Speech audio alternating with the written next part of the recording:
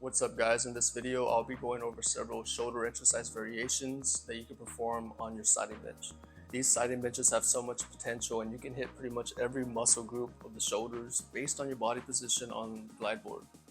One of the attachments that I'll be using in this video is the Total Gym Chrome handles. If you're interested, I'll put a link in the description if you'd like to support the channel. If you have any questions, reach me in the comment section and I'd be glad to answer them. Enjoy the video, let's get started.